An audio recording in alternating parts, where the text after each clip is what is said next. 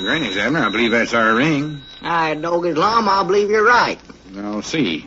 Hello, Jot 'em Down store. This is Lum and Abner.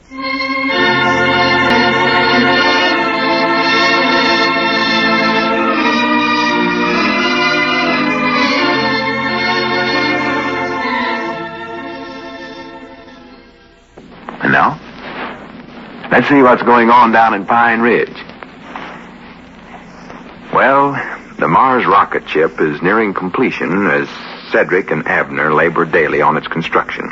Lum directs the work by remote control from the Jot 'em Down store and library, while Squire Skimp, self-appointed treasurer for the Mars Expedition Corporation, continues to worry about the bills that are pouring into his office. As we look in on the little community today, we find Abner at the observatory, busily applying varnish to the outside of the rocket ship. Listen. Oh, they cut down the old pine tree, and they hauled it away to the mill. Boy, look at the big can of varnish I got this time, Mr. Abner. You back, Cedric? Yes, Mom. I got the biggest one there was in the store. Well, good for you. Well, that ought to be plenty to finish a rocket ship with, I believe. Mr. Dick Huddleston wasn't in the store, so I just picked this out myself. Well? Then I left him a note saying I taken it. Ah. Never wanted him to think I stole it. Oh, why, of course not. Well, he won't think that, Cedric. I said for him to charge it to Mr. Squire. Yeah, well, that's the thing to do. Yeah, you done right, Cedric. Sure easy buying stuff nowadays, ain't it? Ah. All you got to do is say, charge it to Mr. Squire. Oh, yeah. Yes, sir.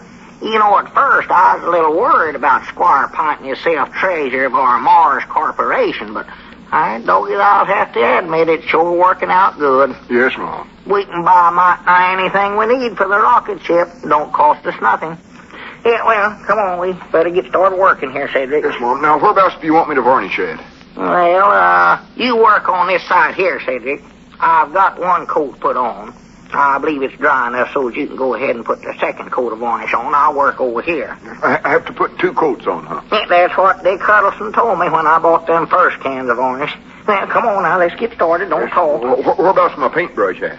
Oh, here it is, here it is. Cut down the old pine tree, and they hauled it away to the mill. Boy, this is fun, ain't it? Yeah. Painting and singing. Yeah. Singing and painting. Is that new varnish you bought thin enough, Cedric? You think you ought to mix something with it and make it go on easier? No, Mom, I believe it's thin enough. Well. Goes on awful easy, I think. Well, that's good. To make a coffee and a pine for that sweetheart of Mr. mine. Abner, how long you and Mr. Lum going to stay up there at Mars? Oh, I don't know hardly, Cedric. We ain't talked much about it. I don't reckon we'll stay more than a week or 10 days, something like that. Oh. Ain't got no relays up there to visit, you know, nobody to stay with. No, Mom. More likely have to stay at the hotel, I reckon. Yeah. Boarding house one. I reckon so. Find someplace to stay. Sure wish I was going along. Well, I wish you was too, Cedric. Fact is, you'd be a help to us. You could help drive the rocket ship. That's going to be an awful long trip. Sure be handy if we could all just sort of take turns steering it, you know. You mean I can go? Well, no, Lum claims there won't be room, Cedric. And besides, he says you're too heavy, too. I talked to him about it. Well, I could reduce myself, couldn't I? I could go barefooted. Leaving my shoes off would cut off 50 or 30 pounds, I think. Yeah, well, I'll talk to Lum about it again, see what he says. Maybe if you do awful good work on a rocket ship, why, he'll let you go with us, Cedric. Reckon he will, sure enough. Well, I ain't for sure, but he might. Well, I'm doing good work now, ain't I? Oh, yeah, you're doing all right, Cedric. Good for me. Well, come around on this side and look. I want to make sure. Well, I ain't got time now, Cedric. Well, I'm just busy. look quick. Come on, please do, Mr. Abner. Well, all right. We ain't never going to get this did, though, if I got to stop every 2 minutes and come around there and look at your work. What is it now? There. Oh. Pretty good, ain't it? It looks all right, Cedric. Done part of it with my left hand, too. Well, yeah, wait a minute. Cedric, whereabouts have you been varnishing at? Right along here, I think. Right there. You sure been going awful slow, then. I can't hardly see no varnish on here at all. Fact is, it looks like there ain't no varnish on there. Yes, Mom, it does look that way, don't it? Well, sure it does. 'Cause it's fresh, I reckon. Well, maybe I just missed that place there. When I put on that first coat, my spectacles get clouded up that paint. I can't see right good, to be honest. That must have been what happened right there. Yeah. Well, I'll just put 2 coats on there then. Yeah, or 2. You'll have to wait for one of them to dry, though, Cedric, before you put the other night on top of it. I'll get that later, quick as I finish on the other side. Now, Coat and an overcoat. I'll make up jokes. Now, Cedric, quit talking. Go on now and get to work now. I will. I'll work fast, honest I will. Because I want to get this varnishing all did before Lum comes over here to the observatory to see how we're getting along. Yes, Ma, have it all finished for him. Yeah, he thinks we work too slow over here to hear his tell of it. He just don't know how much work is to be did around here. See, now, where did I set that can of varnish? Oh, here. Boy, look at me go now. I'm sure making the feathers fly. So they cut down the old pine tree, and they hauled it away to the mill. Huh. Pretty good, eh? Oh. Yeah, what did you say about some feathers just now, Cedric? Oh, I said I was sure making them fly. That's what I said, I think. What feathers are you making fly? Mom? Have you got a chicken over there on that side? Cedric, did you steal a chicken while you was gone? No, Mom, of course not. I never stole a chicken my whole life. Well, where about you getting all them feathers from then? Well, I ain't actually got no feathers, Mr. Abner. Well, how could you make 'em fly if you ain't got none? Well, let's see now. Gee, I don't know how I could do that, hardly. Huh? That's too hard a question for me to answer while I'm painting. Cedric, you ain't been hit on the head lately, have you? Well, Mom, I don't think I have. Ain't got no bumps on my head and ain't sore no place. Ain't fell down Let or me see. bumped into the side of a door or nothing? No, I never done that. Well, you just try now and forget about the feathers, Cedric. Just act like you never seen none at all. Concentrate on your work. That's the thing for Yes, you to Mom, do. I'll concentrate. I'll have this side done no time at all, hardly. Yeah, well, I just don't try to do too much, Cedric. In fact, maybe that's your trouble. Maybe I've been working you too hard, Cedric. Maybe so. Oh, they cut down the old pine tree. Mr. Abner, will you come around here and look here once again? I ain't got time, Cedric. You're doing all right. Just go ahead now. I'm busy here. Yes, Mom, but are you sure you put 1 coat of varnish on this side already? Why, of course I did. Or leastways, I thought I did. I must have missed that one place there, but I know I got the rest of it. Well, I don't much believe you did, Mr. Abner. Boy, I did done it now, Cedric. Don't uncontradicts your elders that way. I ain't uncontradicting you. It just ain't no varnish on this side, hardly. There is, too. I know there is. Doggy, wait a minute. I'll prove it to you. I believe you ought to get yourself some spectacles, Cedric. I don't think you see good. That's more likely where you got that feather idea, Yes, too. well, just look here if you can see any varnish. Maybe I don't know what it looks like. Well, you must not. I told you. Hey, doggy, it don't look like there's any on there, does it? No, Mom. Well, I do know. That's curious. That's awful curious, Cedric. Exactly where did you see them feathers flying around, Cedric? I don't know. I'm sort of mixed up about that now. Don't seem like I actually seen none. Well, think hard now. Try to recollect. Well, all I can recollect is that I said something I'd heard Mr. Lum say, and then it... And don't get off the subject now, Cedric. Just try to recollect how them feathers look to you. You sure that wasn't a ghost you seen flying around? A ghost? Why, sure, a ghost. 'Cause I'll tell you what I think, Cedric. I think this rocket ship must be haunted. Haunted? Either the rocket ship or the observatory one. Oh, for Jiminy's sakes. Do you sure enough think so? Well, there's some mighty peculiar things going on around here. Mighty peculiar. For some reason, that ghost don't want us to make our trip to Mars. That's why he's doing all these things to the rocket ship. Reckon why he don't want you to go up there. I don't know. I ain't got the slightest idea. Let's ask him. And say, Mr. Gold. Cedric, don't do that. Don't talk so loud. We don't want him to hear us. We don't. Why, of course not. No telling what he'd do if we start getting smart and asking questions. Well, there's a couple of things about ghosts I've always wanted to find out. I thought he's in here to ask you. Just keep them to yourself. Come on now. We better get out of here as quick as we can. Here, grab hold of my hand, Cedric. Yes, Mom. I'd sure like to talk to him. Come on, don't talk. Oh. Look there. That front door's opening, Cedric. He's coming in or going out? I'm going out, I reckon. Be quiet. Yeah, howdy, Abner. Huh? For goodness sakes, what's the matter with you fellers? Dog, is that you, Lum? Of course it is. You look like you just seen a ghost. How did you know? Did you see it too, Mr. Lum? For the land sakes, what are you two talking about Hustle out, Lum. He's right here in this room. He's got feathers on him, too, I think. Yeah. Who's got feathers on? That ghost, or leastways Cedric thought he had. He might be mistook about that part. I don't know for sure, though. Well, wait just a minute here. Did you actually see a ghost, Cedric? Oh, well, I don't exactly recollect seeing none, but Mr. Abner said I did, so I must have. Oh, he's seen it all right, Lum. Did you see it, Abner? Well, no, I weren't looking that direction right then. All right, then there ain't no ghost. You admit you never seen it, and Cedric says he don't recollect seeing one, so if neither one of you seen it, there couldn't have been one. Yeah, but wait, there's something else we ain't told you yet, Lum. There's something else. We can't keep no varnish on that rocket ship there.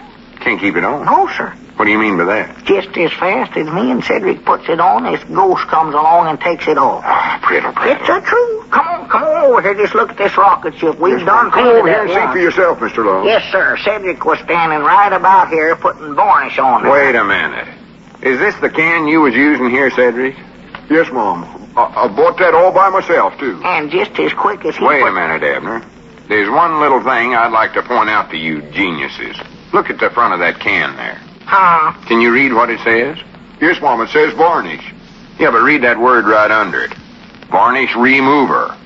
For the land sakes, I doggy Cedric, didn't you see that on there? Yes, Mom, I seen that word, but I thought that was the name of the company that made it.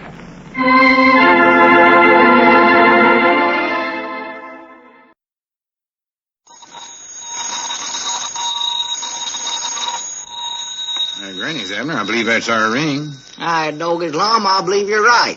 I'll see. Hello, jot 'em down, store. This is Lum and Abner.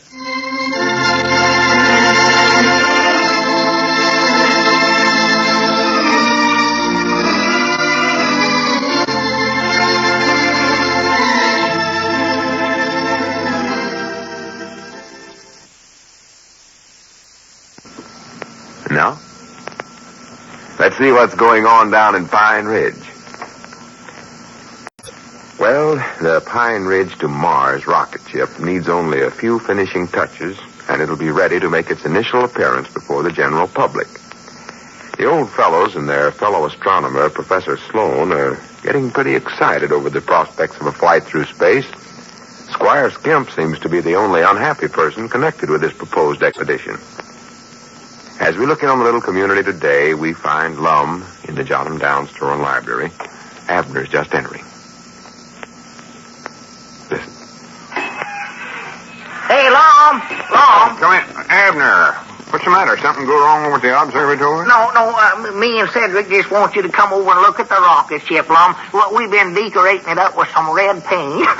Red paint? Oh, it sure looks fancy. You just ought to see it. Aye, Granny's. Abner, if you and Cedric been dabbing red paint around on that rocket ship, I'm going to hit both of you all over except the bottom of the feet. We ain't been dabbing around on it. We've been painting.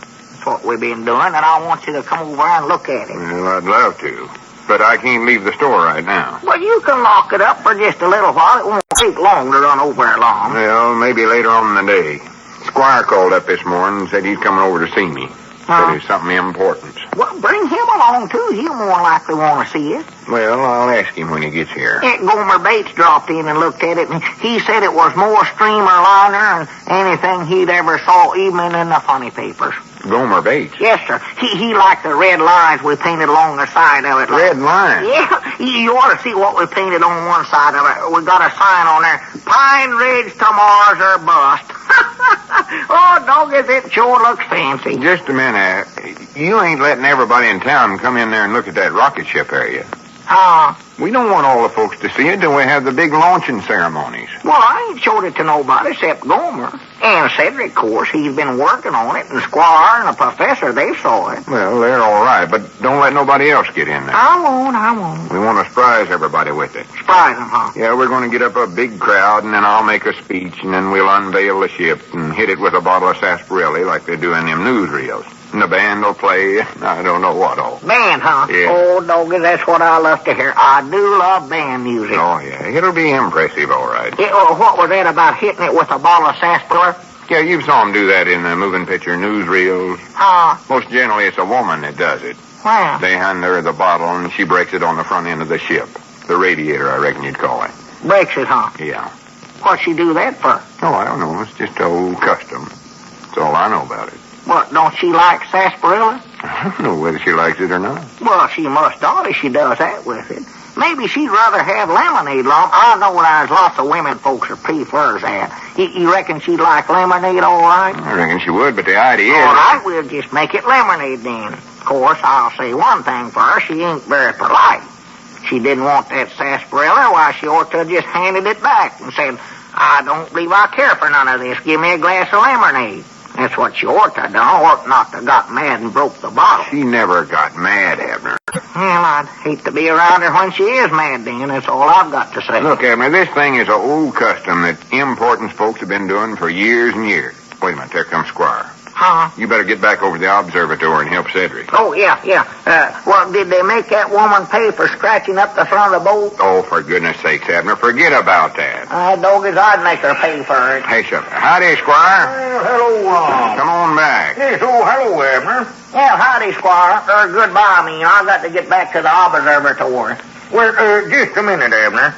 I believe what I have to say concerns both you men. Concerns us both, huh? Yes. Well, what is it, Squire? You sound like it was something awful serious. Well, it's not so serious, Lum. It's just that, well, I regret to do this. And I want you men to know that I wouldn't even consider taking this step if I could see any other way in the world out of it. Any other way out of what? Lum, I've come here to resign as treasurer of the Lum and Abner Morris Corporation. Resign? Yes, but with the greatest of reluctancy. Well, you can't resign, Squire. We're just getting started now. Yes, I know, Lum, and I tell you, it makes my heart ache to break up this most happy and profitable business association. But, Squire, you're the one that started this corporation. Yes, sir. You asked us to appoint you treasurer. You said you wanted to be there. That's what you said, Squire. Yes, sir. This whole thing was your idea. Fact is, you're the only one that knows anything about it. Yes, well, I'm ready to turn over everything to you men, the unsold shares of stock and various documents and papers, including a few little bills. You'll get on to it in no time at all. But we'd rather have you do it, Squire. You've been doing such a good job of it. This rocket ship's turned out a whole lot better since you started handling things. It sure is. We don't have to worry about expenses or nothing like that. No, I've noticed that. Well, here, Lum, here's the papers right Don't here. give them to us, Squire. You keep them. I tell you, Lum, I'm resigning. Oh, no, you ain't, Squire. You're too valuable a man. As president of the corporation, I hereby and herewith don't accept your resignation. Do I hear a motion to that effect? Vice President Peabody? Yay. Motion carries. There you are, Squire. Appears like you're still the official treasurer. But, Lum, I tell you, I can't continue in that capacity. Why can't you? Well, it's just my regular work is getting too heavy these days, Lum. I'm a very busy man. Phone calls from Washington, telegrams and cablegrams from important men all over the world. I've just reached the point, Lum. I can't have anything more. Oh, yes, you can. No. You've been doing all them things ever since we knowed you. Why, sure you have, Squire. Now, we ain't going to let you go. You may as well just make up your mind to that. You and him signed a contract, too, didn't you, Lum? Yeah, that's right. That makes it legal and binding right there. You said yourself that was a legal contract you drawed up. Well, yes, Lum, it was legal, naturally, but I'm willing to release you from that contract, Lum. I don't want to be released. I'm happy just the way things are going right now. Oh, tut. Well, to be frank, Lum, I'm not. You ain't? No, sir. Wait a minute. I believe I know what's troubling you. What's that? How much percents of what me weight was you supposed to get? I mean, what did it say in the contract? Oh, I don't know. 25%, I imagine. But now, listen, Lum. 25, huh? All right, we'll make that 40%. Is that all right with you, Abner? Or Vice President? Why, sure. Squire's fixed it up to where we can buy a heap more things that we need for the rocket ship than we ever aimed on doing at all. So I figure it's fair enough if we give him more percent of all the money we're going to make. Yes, sir. That's exactly how I feel. Well, I guess you'll change your mind now, huh, Squire? Look, man, I may as well be honest with you. There might not be as much profit in this corporation as we first figured. Frankly, the sale of stock hasn't come up to expectations. Oh, well, we ain't worried about that. You'll get it all sold for long. You're the best one salesman I ever knowed. Well, evidently I'm not the man to sell this stock, Lum. You're just self-unconscious, Squire, that's all. Lum, do you know how much that I've been able to sell so far? 1 share of stock to you two men, 1 to Cedric, he still owes me $7 on it, 1 to Grandma Masters, and 1 to Mr. Pomeroy. And now Pomeroy wants his money back. Well, don't worry, Squire. You'll get going. We know you will. And here's another thing. Look at this stack of bills that you've been sending me. How am I going to pay all these bills with no money coming in? Look, Squire, we know there's a lot of problems to figure out when you're just starting up a new business. Sure. But we know you'll get them figured sooner or later. Now, just don't worry about it. We ain't going to bawl you out for this. No, sir, we're going to be nice to you, Squire. You'll come through. We know you will. Well, Lum, I hate to have to be blunt about this, but, well, frankly, this is a losing proposition, and I want to get out from under it. There you go, being self-unconscious again. I told you to stop that. Everything's going to come out all right. Sure. Look at the bright side of things. When you go out to sell that stock, always remember to smile and be cheerful. Yeah, shake hands, be polite to everybody, and wear your clothes pressed and everything like that. Right, be neat and friendly. Have your shoes shine, look your best. Act sincere. Tell them how much profits and dividends they're going to make off of this stock after we get back from Mars. Yeah. Get to be celebrities like you said we would. Yeah, tell them how we're going to get in the moving pictures, and they're going to write books about our trip and all that. Be friendly and neat and wear a smile for umbrella. Yes, sir, Lum, I know all of that. And try to recollect it then and use it every day. Listen, Lum, can't you understand this? I've made a bad deal for myself, so now I'm... Now, Tut, don't talk that way, Squire.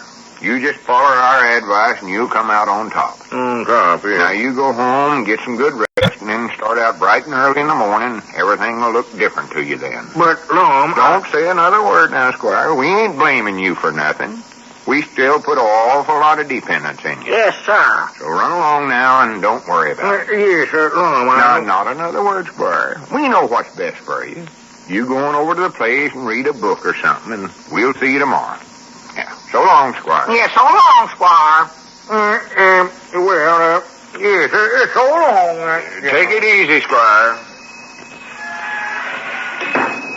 Granny's, I've never seen him act this way before. No, sir, me neither.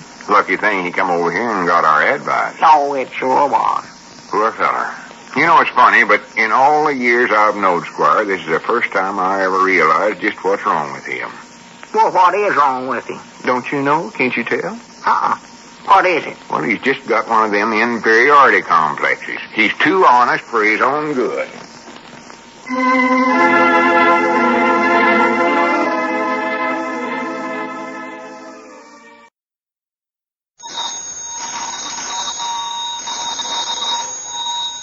Granny's, Abner. I believe that's our ring. I don't get Lum. I believe you're right. I'll see. Hello, Jot 'em Down store. This is Lum and Abner.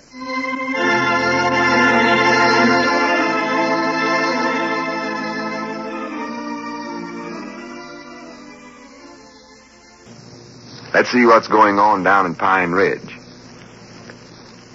Well, according to the latest reports from the Edwards Memorial Observatory, the Mars rocket ship has been completed. And now Lum and Abner are making preparations to disclose the ship to the citizens of Pine Ridge in a big public ceremony. As we look in on the little community today, we find Squire Skimp in his bond, insurance, and real estate office. He's talking on the telephone. Listen. Well, that's the story, Joe. I thought I could make a little money by selling this stock, but I guess I got crossed up. Well, on one hand, nobody wants to buy the stock, and on the other, these two men are running up big bills on this rocket ship, and they expect me to pay them because I'm the treasurer of the company. Well, I didn't think they'd spend over $15 or $20 on it. Well, yes, but, well, we just can't go to bankruptcy because, well, you see, there really isn't such a corporation. All I did was just print up some shares of stock, you know. Well, I can't tell them that. Well, yes, they're officers in the corporation, but they This Edwards I mentioned, he's so honest he'd send both me and himself to jail. Oh, well, I don't think I'll have to leave town. Well, it's nice of you to ask me to go with you on your trip, Joe, but I think I can find some way out of this. Well, I think I can handle them all right. However, if you get any ideas while you... wait a minute. I see Edwards coming now. Call me if you think of any suggestions, Joe. Well, howdy, Squire. Oh, excuse me. Yes, all right, Senator. I'll look over those papers for you just as soon as I can. Yes. Well, goodbye, Senator. Well, hello, Lum. I was just talking to the senator there. Yeah, I just heard you. Senator who? Senator, oh, well, you know his name, Lum. Do I? Why, yes, certainly. Leading citizen, man of affairs like yourself, you know those things much better than I do. Well, yeah, I reckon so. Man of affairs like me, huh? Sit down, Lum, sit down. Sit right down there in that chair. Well, thank you, Squire. I'm wore to a frazzle. Well, Wore to a frazzle. Well, what's on your mind, Lum? Oh, nothing particular. I believe I got an idea for you, Squire. An idea for me? You know, you claimed yesterday you was having a little trouble selling that stock. Yes, little trouble is right, Lum. Well, tomorrow we're going to unveil a rocket ship and christen it and all that. No, you are tomorrow, huh? Yeah, and it's going to be quite a big thing, I think. Oh, yes, must be. Impressive ceremonies. Mm-hmm. Going to have speeches and entertainment and I don't know what all. Professor Sloan's going to talk about the scientific value of our trip to Mars. That'll be awful interesting, I know. Oh, yes, I can hardly wait to hear that. Yes. And the Macmillan boys are coming over with their string band to play for them. Yes. And Abner and Cedric are going to sing a song. Abner and Cedric? Yeah, they've been practicing it while they was working on the rocket ship. Abner claims that Cedric's got an awful nice bass altory voice. Yes, well, I'm sure that will be an unforgettable moment, those two singing. Yeah, and Mousy Gray's got a poem he's going to give. That is, if his woman Gussie will let him take off from keeping house long enough to give it. Mm-hmm. And I'm going to make a speech myself, natural. By public demand, you know. Oh, yes. Yeah, it's pretty good one, too, I think, if I do say so myself. Tells how I started out as a barefoot boy and growed up to be a self-made man, all that stuff. Yes, well, that sounds highly intriguing, Lum. Oh, it is awful high. Would you like to have me run through it once for you, Squire? No,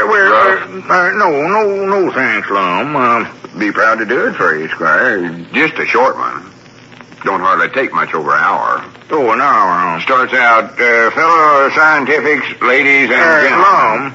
And all whom it may concern. Lum, I hate to interrupt you there. I'd love to hear your speech. I know that it'd be very interesting, but, well, it just so happens I haven't got time, Lum. I've got an awful lot of unfinished business here on my desk, and, well, I've got to call the senator back in a few minutes, and a dozen other things that are rushing me right now. Oh, well, it don't matter. You'll hear it tomorrow anyway. Yes. I just thought it'd give me a chance to practice a little. Well, I'm sorry I'm so rushed, Lum. See where the laughs come and all. Well, now, you said that you had an idea for me, Lum. I don't see how any of this has any connection with me. Well, I'm coming to that.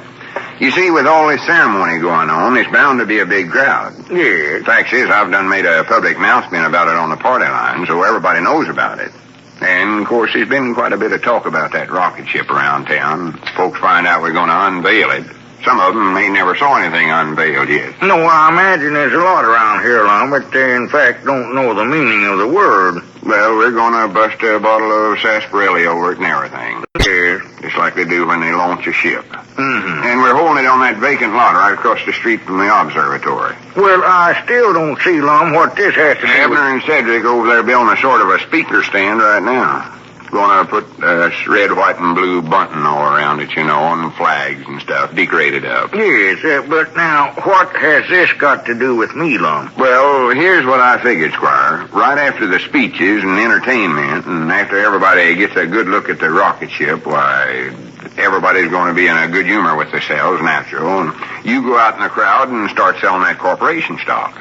No, so that's it, huh? Yeah. Everybody will be impressed, and they'll be able to see for themselves what the important thing this Mars expedition is. No doubt, no doubt. I bound you them shares of stock will go like hotcakes. Listen, Lum, if those shares were going to sell, I'd have had them sold by now, and you know it. Yeah, I'll admit you're about the best salesman I ever knowed, Squire. But you appear to be sort of backward and shy about this.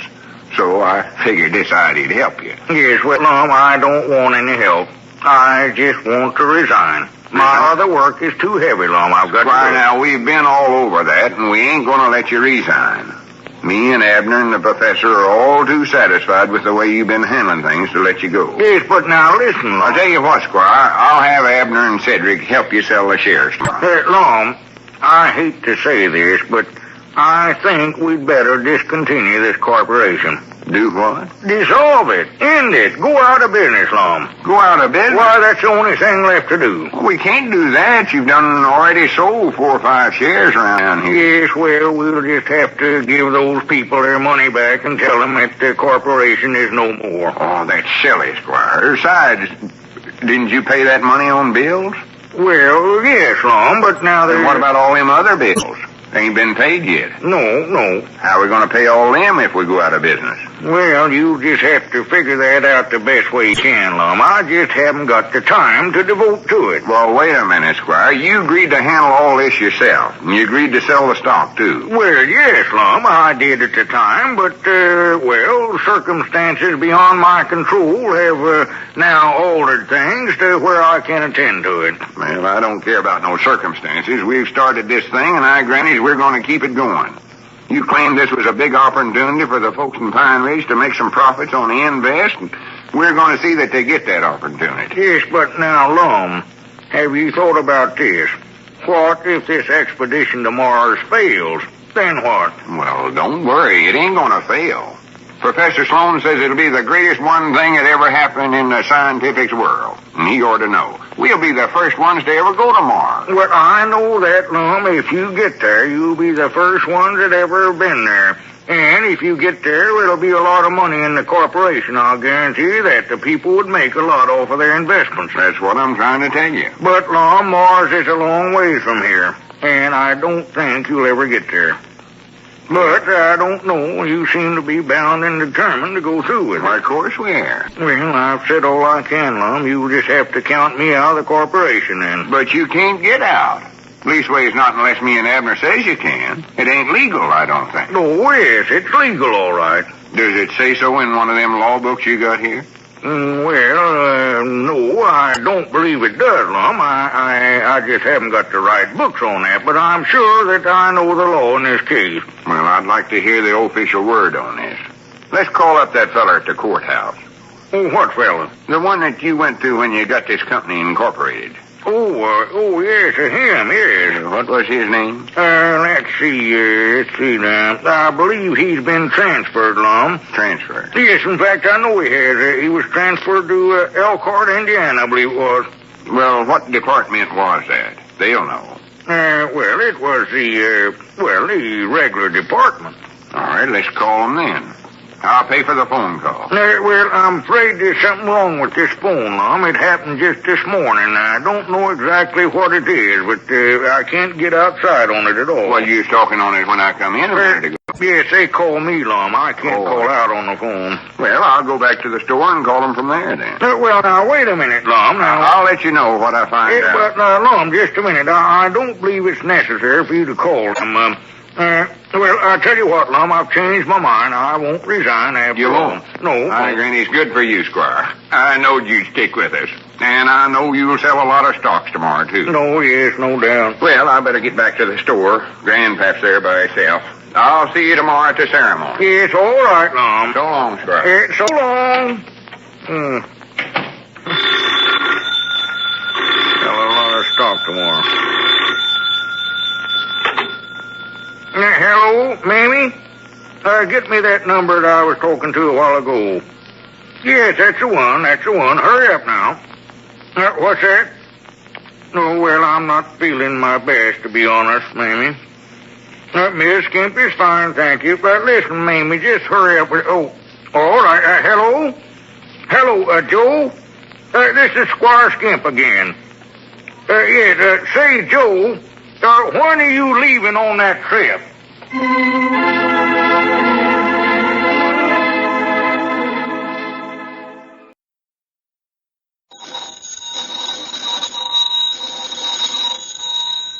Granny's, Abner. I believe that's our ring. I dog his Lum, I believe you're right. I'll see. Hello, Jot 'em Down store. This is Lum and Abner.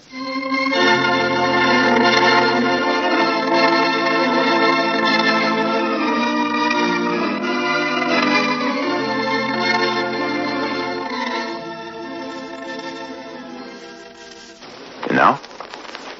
Let's see what's going on down in Pine Ridge. Well, today is the big day when the Mars rocket ship is scheduled to make its first appearance in public, and incidentally to aid in the sale of stock in the Mars Expedition Corporation. This is also the day that Squire Skimp planned to leave town, because he sees no other way out of the spot he's gotten himself into.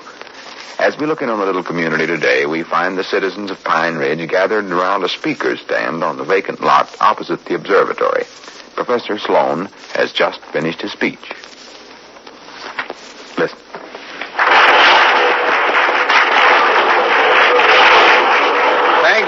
Thank you, Professor Sloan.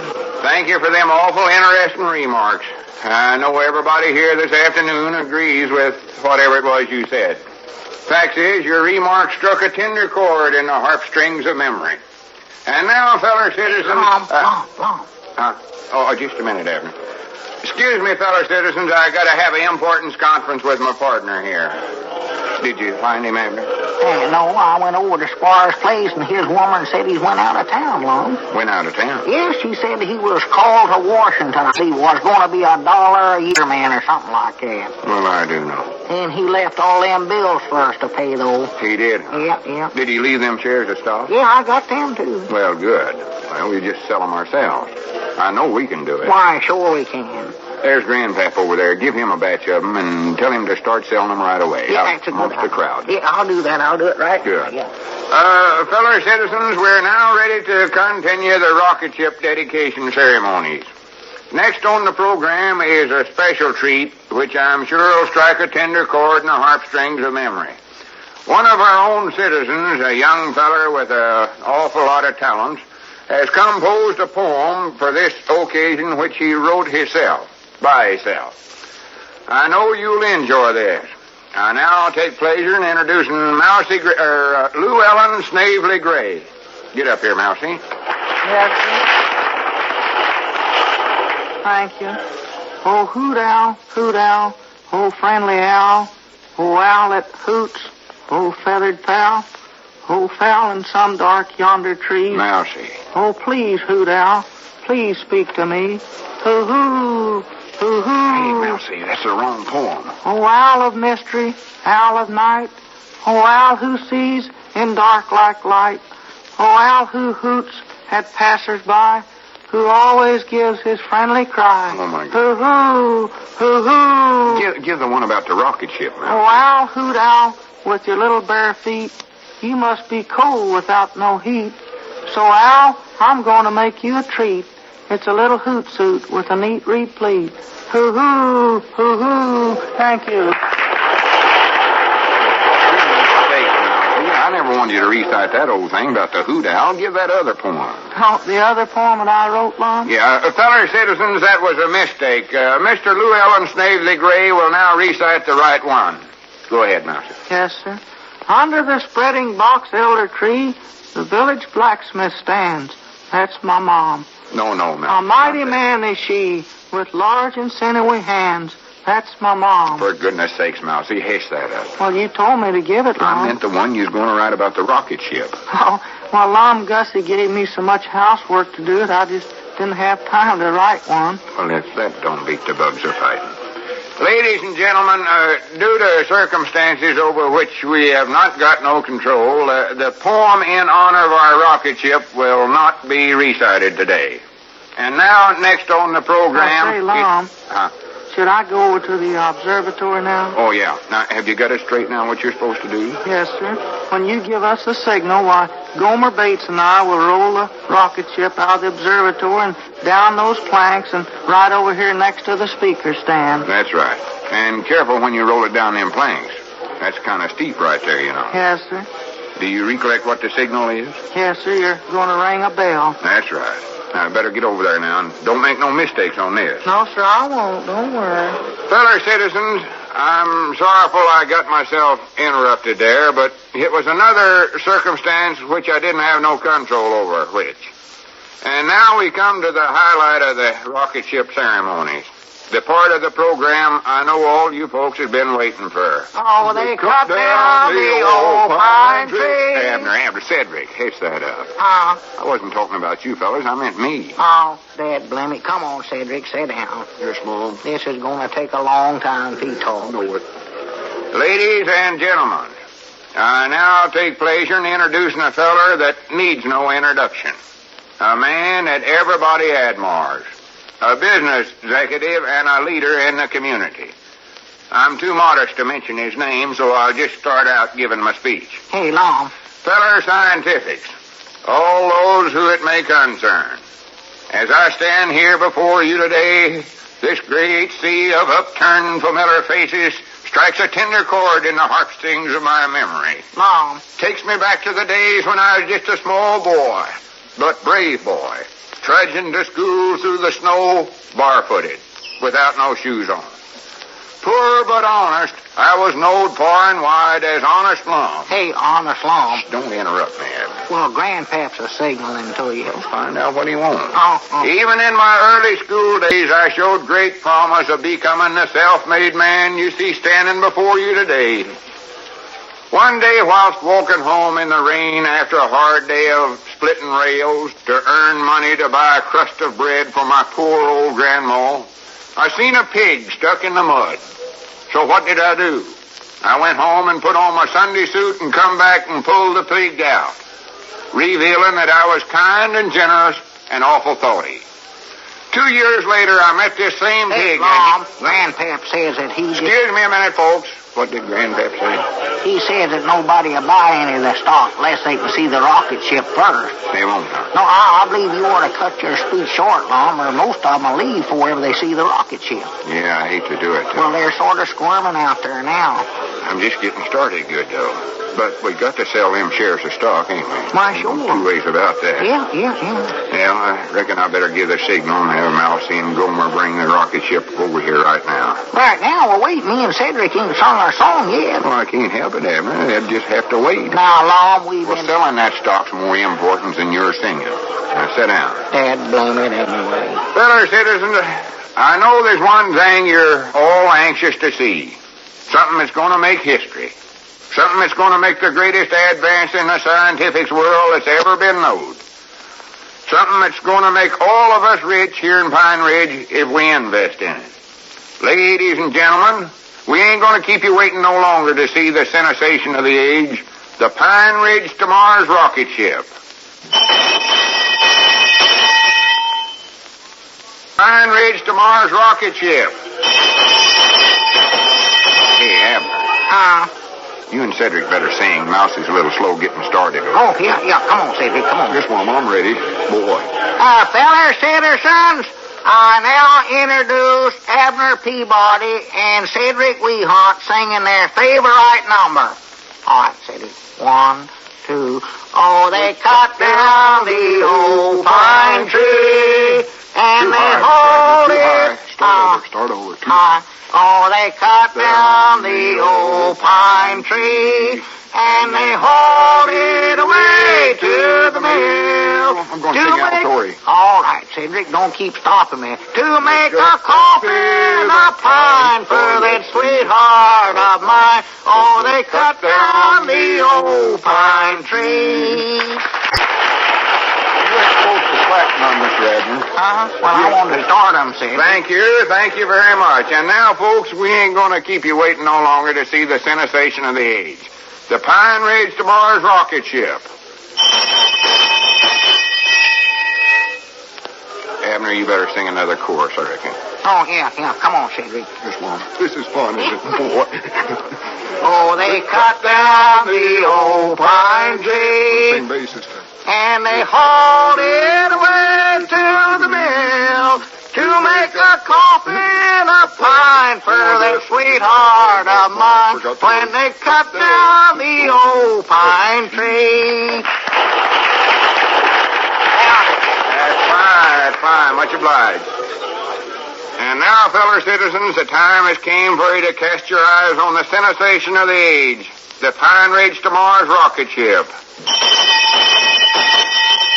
Oh, they cut down the old pine tree, and Wait a they minute. I never told you to sing again. Well, I don't see the rocket ship coming yet. Come on, let's go, sir. Just a second. One of you better run over and see what's wrong over there. Well, we better stay here and sing while you go, Lum. Wait a minute. There comes Mousy running over this way now. Look there, Lum. Granny said, I hope it ain't nothing serious. Oh, me too. This would have to happen right now and spoil everything. I never was so embarrassed in all my life, Abner. You want me and Cedric to sing again? No, don't do that. This crowd stood about all it can for one day. Hurry up, Mousy, and get up here. Yes, sir. Well, what in the world happened? What's wrong with the rocket ship? Well, there's nothing wrong with it, Lum. Well, didn't you hear my signal or rung the bell? Yes, sir, we heard it. Well, why didn't you bring it on over here then? Well, I believe you made a little mistake, Lum. Made a mistake. Yes, sir, you built the rocket ship inside the observatory, and now we can't get it out the door.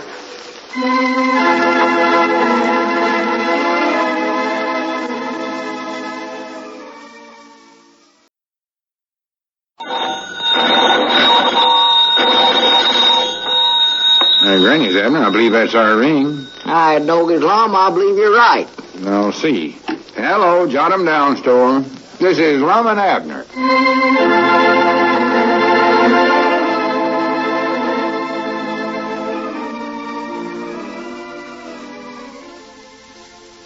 Let's see what's going on down in Pine Ridge.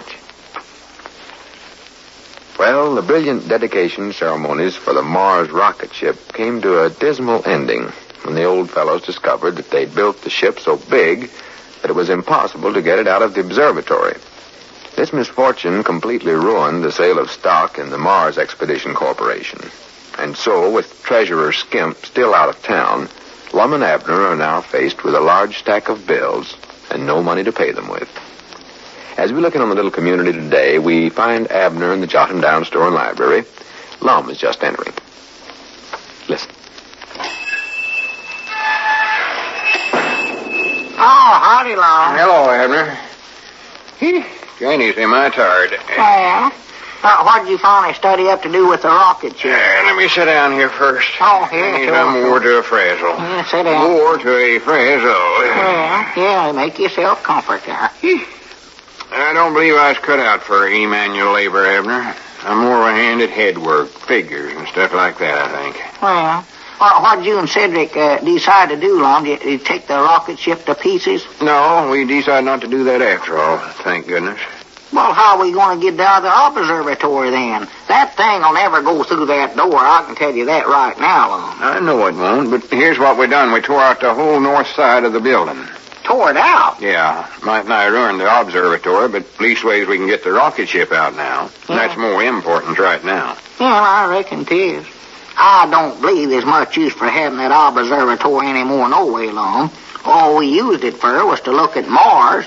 Now we're taking a trip up there where we can do all the looking we need to from right there. Yeah, I believe you're right there, Abner. No, ought to be able to see it if we're standing on it. To be right honest, I never could make out anything through that telescope, Professor. No way. No, me neither. And going up there will be a heap better. That is, we get there in the daytime. Well, don't worry about that. We'll more than likely stay there several days, and we'll have a lot of opportunity to see Mars in the daylight. We will, huh? Yeah, Professor Sloan's making out a list of things he wants us to check up on when we're up there. Check up on. Yeah, we have to take pictures and test the minerals in the ground and write up reports and I don't know what all. Huh. So you see, that'll take us quite a while. Oh, sure. No, we'll be there in the daytime. Yeah, well, I better have Elizabeth pack us a bigger lunch in. Yes, sir. Better take along some postcards, too. Little Pearl just loves to get them postcards. Well, they might have some postcards up there, Abner. You want to send something that's got a picture of the hotel we're staying at? Oh, sure, yeah, I'll do that. Want to put a cross mark on the window where our room's at, too, so she'll know. Yeah, of course, we might not stay in a hotel, though. Huh? They might not have hotels up there on Mars. Oh? Maybe they just live in caves or something. Well, I'll just put a cross mark on the cave, then. Now, when are we going to start? Tomorrow? No, we can't leave till day after tomorrow. Well, doggies, I'd love to get started before that, Lum. The rocket ship's already in it. Yeah, all but the dynamite. Dynamite? Yeah, that's what we're going to use to get it started with. Walt Bates has got some over at the mill and said he'd sell it to us. I thought we was going to use skyrockets. No, them things wouldn't be no good. They're just for kids. Huh? Professor Sloan said skyrockets wouldn't get us as far as Cherry Hill, even. Well, no use to use them and walk to Cherry Hill. Oh, sure. We got to have something a whole lot more powerful than that. Doggies, Lum, I don't know where I like that dynamite idea or not. Don't like it? No, ain't that liable to make us go too fast? Oh, no, we want to go fast. That's a long ways up there. Yeah, but don't forget how scared me and you got on that elevator in Kansas City that went up so fast, you know. Oh, well, this is different. You'll never even feel this. Well, maybe we ought to sort of postpone this trip for a week or two. I got some things I want to do around the house, I think. No, I don't want to put it off no longer than we have to, Abner. I want to get back here as quick as we can so we can start making all that money and get these bills paid up. Yeah, we ought to do that all right, but I believe... That's the only way we'll ever get them paid, I know that. Yeah. We ain't sold no more of them shares of stock in our corporation, and it don't look like we're going to, neither. No, we almost sold some at that dedication ceremony the other day, but when the folks seen we couldn't even get the rocket ship out of the observatory, they just sort of laughed and went on home. Yeah, Dad blame them. We'll show them, though. They forget that he who laughs last, laughs best. Huh? I mean that when all them folks that laughed at us sees us coming back from Mars, they're going to realize that this is a horse of a different color. Oh, yeah. Yeah, when they see us become celebrities and start giving lectures and making moving pictures and writing books about Mars and giving everybody our autographs, they're going to be awful sorry they treated us this way. Squire Skimp's going to wish he hadn't pulled out of the corporation, too, haven't you? Yeah. By the way, you ain't heard any more from Squire, have you? Abner? Abner, I asked you a question. I never heard you. I was studying about something else. What'd you say? I said, had you heard anything from Squire yet? Oh, no. His, woman, brung over a batch of new bills for us to pay, laid them over on the counter. New ones? Yeah, that's back there. Granny's, what are them for? Has Professor Sloan been ordering some more of them scientific instruments for us to take along? For goodness sakes, Abner, can't you pay attention to what I'm saying? Oh, I'm sorry, Lum, I'm sorry. I was just trying to figure out something for myself here. Figure out something? Yeah, you always appear to get mad whenever I asked you to explain something like this to me. Explain something like what? Well, whatever it is, I can't get it. I give up. What color is he? What color is who? Professor Sloan? No, that horse you was talking about, you said he was a different color, not different from what? What horse? Oh. For goodness sakes. That's just an old Eddard saying I get off once in a while. All I said was when them folks sees us coming back from Mars, it'll be a horse of a different color. Well, for the land sakes, I never knowed that. Why didn't you tell me we was coming back that way? Coming back what way? Horseback. Horseback? Yeah. Who said anything about riding horseback? We're riding back inside that rocket ship. Well, you said, I see. The horse is going to pull it, huh? So, I don't believe he can do that, Lum. That rocket ship's awful big and heavy for one horse. Goodness sakes. No, sir, that's asking too much of him. Wait a minute. What's the matter with me? Of course he can do it. It'll be downhill coming back, won't it? Well, yeah, it'll be downhill, all right, but... I don't know why I never thought of that before. Such ignorance. Such ignorance is right. I suppose this horse can fly right through the air. I suppose so. I don't know how else he can make a trip like that. Doggies, I'm awful anxious to see him, Lum. This will be the first flying horse I ever seen in my life. Whereabouts did you get him at, Lum? I never got him. Oh, who did, Professor Sloan? You know, this is going to be a good one on me. I just happened to think of something. The other night, little Pearl showed me a picture of some flying horses in a school book, and I told her they weren't actual no such a thing. She's sure going to have to laugh on me, ain't she? Well, you was right, they ain't. Now forget about that and tell me what them new bills was for. Oh, they was for the same things the others was. One outfit said if we didn't pay up, they was going to attach our rocket ship or something like that. They did, huh? Yeah, that's what they said. And now, that's the trouble now. There's too many attachments on that rocket ship already. All them gadgets the professor ordered. Yeah, what color is this flying horse, Lum? Green? Green? Yeah, them a little Pearl school book was green and pink, and I believe one of them had purple wings on him. I noticed when you said this was a horse of a different color, you were sure right, you know. A green horse that flies. Abner, I never said nothing about a green horse. Oh, what color is he then? Pink? No, he ain't no color. He ain't? Is he invisible? No, because I don't believe I like it, Lum. When I look out the front of that rocket ship to see the horse, I want to be able to see him. Why, he could break away and run off, and we'd never even know it. Leave us set right there till we starve to death. Leave us set where? Why, set somewheres twixt here and Mars. Wait a minute, though. Here. Doggies, ain't nothing up there to set on, is it? Of course not. Well, that's even worse. We'd just fall, I believe I'm again this side. You better just count me out on this. No, you're going along. Oh, no, sir. Not if we're coming back by invisible flying horse. I wouldn't know what to feed him no way. Oats or bird seed or what Listen, is. Abner, we ain't going... Wait a minute. I believe that's our ring, though. Even if I did know what to feed him, I couldn't find his mouth. I couldn't see him. Hello, jot 'em down store. Lum Abner's talking. Oh, howdy, Professor. Professor, tell him to take that horse back where he got him, Lum. What do you mean, good news? I want no part of that, Varney. You did? Well, good for you. Is it something about the horse? You say he's a personal friend of yours? Personal friend? Doggy, that professor has some peculiar friends. A lot of money in the bank, huh? Huh? And you figure he might buy all the rest of our Mars stock? A horse buying stock. Prattle.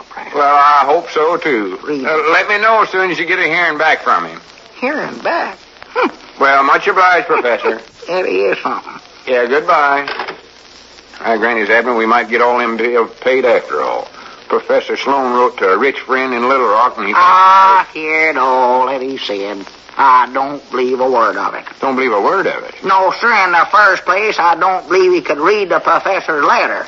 And in the second place, I don't believe he's got a lot of money in the bank, and even if he has, he'll never be able to get it out. Well, why can't he get it out? Because he can't prove he ever deposited, that's why. What in the world are you talking about? Listen, Lum, when an invisible horse goes into a bank and deposits some money, nobody can see him, so how can he ever prove it was him that done it?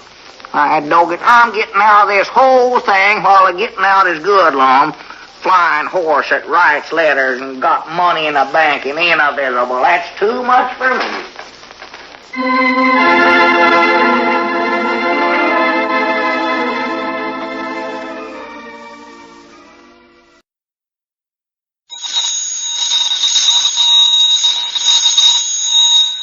Granny's Abner, I believe that's our ring. Doggies, Lum, I believe you're right. I'll see. Hello, jot 'em down store. This is Lum and Abner.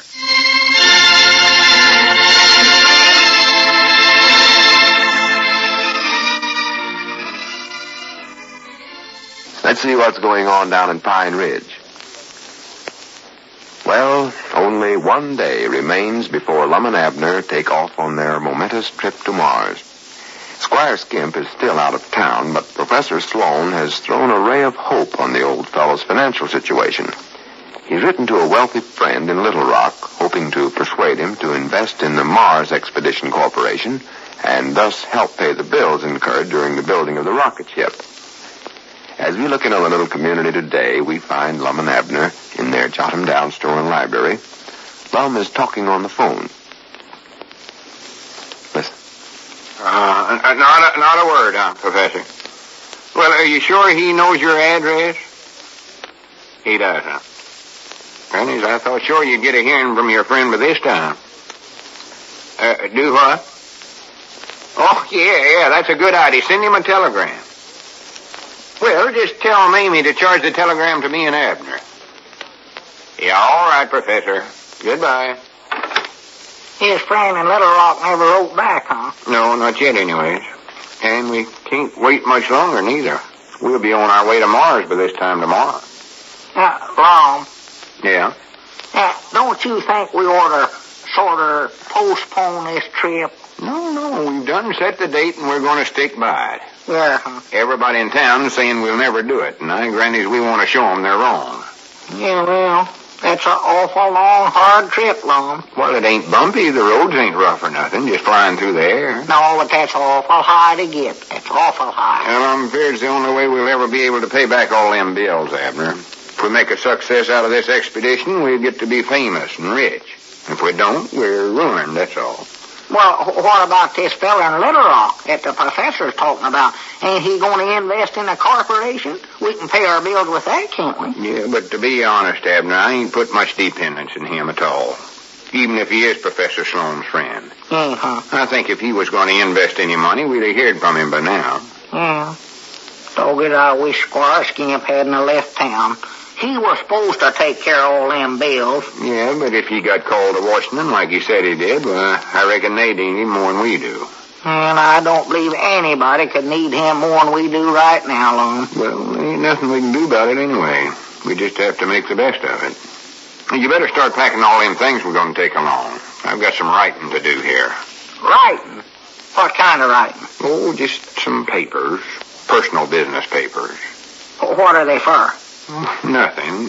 Go ahead, get started on the packing. Well, all right. Where'd you put our releases? They're back at the stove there, I think. Oh, yeah, here they are.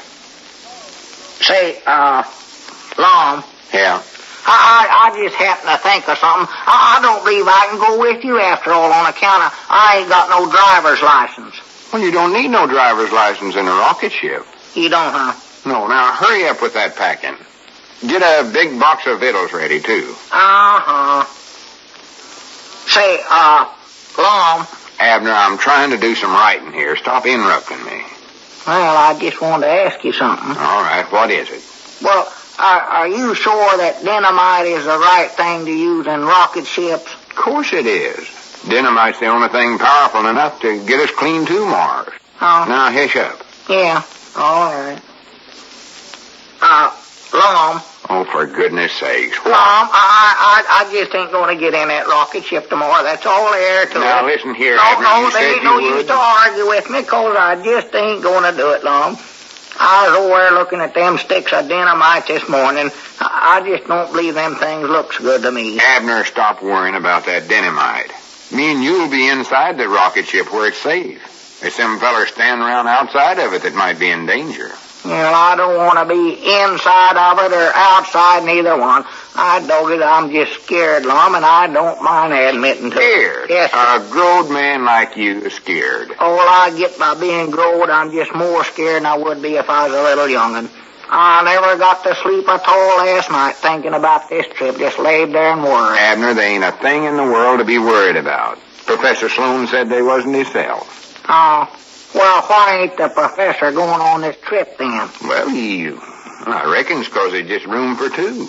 Well, call him up. Tell him he can have my place. Go on, call him up right now. All right, I will. Yes, sir. Yes, And I bound you he'll jump at the chance, too. He can jump at it. I don't More than likely sitting over there right now feeling sorrowful for himself 'cause he thinks he ain't going to get to go. Well, he's going to feel a heap more sorrowful if he does go. I can tell him that right now. Don't forget now, Abner, you're passing up a big opportunity to become a celebrity. I'm passing up a lot of dynamite, too. Hello, is that you, Professor? I'm big-hearted. This is Lum again. I'll let him go. Any word from your friend in Little Rock yet? They ain't, huh? Well, here's what I called about, Professor. Abner's decided not to make the trip to Mars. Definite. No. And he says you can go in his place. You'd love to, but what? Oh, I see. Yeah, well, I don't blame you. Uh-huh. All right, Professor, I'll see you later. Good night. Yeah, see there? He ain't going neither, is he? Well, he'd love to, but his asthma is bad right now. Asthma? Yeah, says that chilly air up there on Mars would be the death of him, sure. Oh, prattle. So it looks like it's up to you to make the trip after all, Abner. I know it's going to be safe as sitting right here in the store, I think. I I don't care how safe it is, Lum. I'm scared. Abner, I tell you, it's silly to be scared. All right, I'm silly then. All right, you're silly then. Yes, sir. But you're going along on the trip, too. Now, hush up and let me get this writing done. And you hurry up with the packing. All right. There's some of my things over there on the counter there, Abner. Put them in my valise, too. Lum, you reckon Grandpappy Spears would want to go to Mars? He likes to travel. No, I know he wouldn't like it. And don't talk so much. For the land's sakes, Lum. What are you taking this old junk in this box along for? Abner, don't open that box. Now put that stuff back in there. Horseshoe and a lucky penny and a rabbit's foot, good luck charm. Lum, are you scared too? Of course I ain't scared. I'm just taking them things along because I want to hand them out to the folks up there on Mars. They love to get little trinkets, you know. They do, huh? Yeah, explorers always carry along little trinkets to hand out, beads and stuff like that. Well, them ain't Indians up there, are they? No, now keep quiet and let me do this writing. Well, what are you writing, Lum? I ain't going to tell you. Now go on back and get to work. All right. Lum, Oh, do you think Mousie'd like to make this trip? No, he wouldn't like to make this trip. I know he would. Don't get away with it. I know. I bet on you Cedric would. No, Cedric wouldn't either. Yes, he would. Don't you recollect the other day he said he'd give anything if he could get to go along? I know, but he's changed his mind since then. You can't get none of them fellers to go in your place. How do you know I can? 'Cause I've already asked them if they'd go in I talked to you. I said wait a minute. Have you been trying to get out of this trip too long? No, I ain't done no such a thing. Hardly. The only reason I asked them fellers was 'cause I didn't want to be selfish about this. I knowed what a wonderful opportunity it was, and I wanted to be big-hearted about it. Give everybody a chance at it. Well, how come they never wanted to take that wonderful opportunity? Oh, they had different reasons.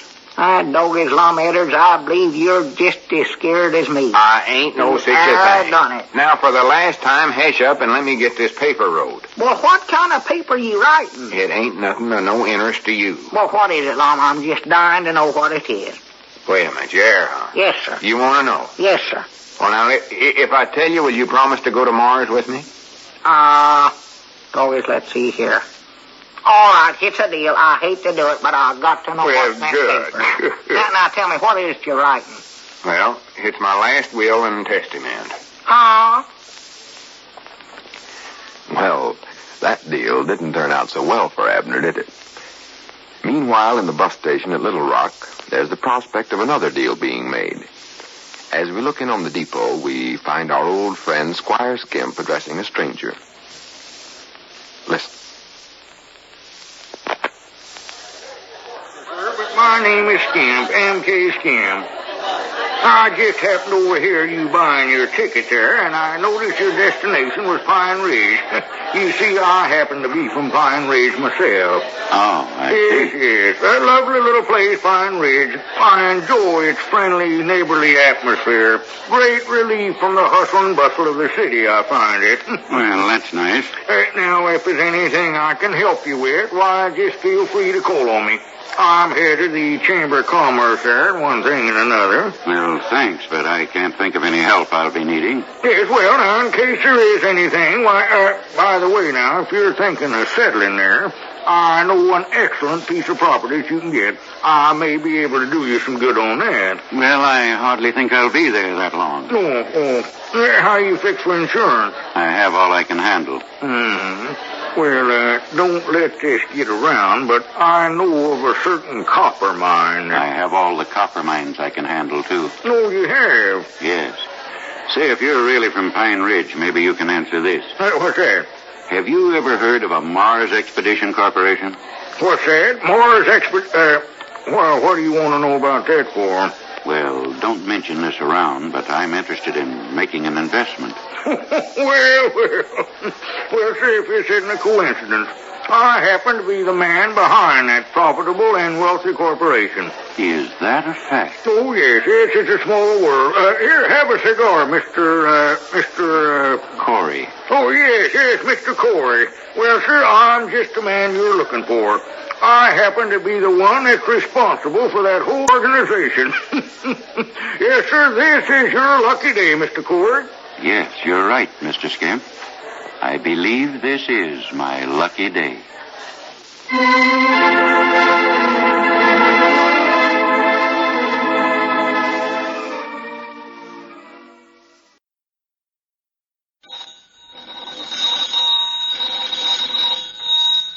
Granny's, Abner. I believe that's our ring. I dog his Lum, I believe you're right.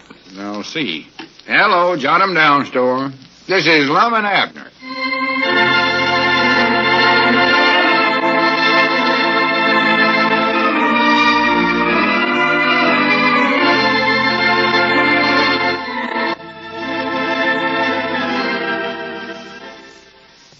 And now, let's see what's going on down in Pine Ridge.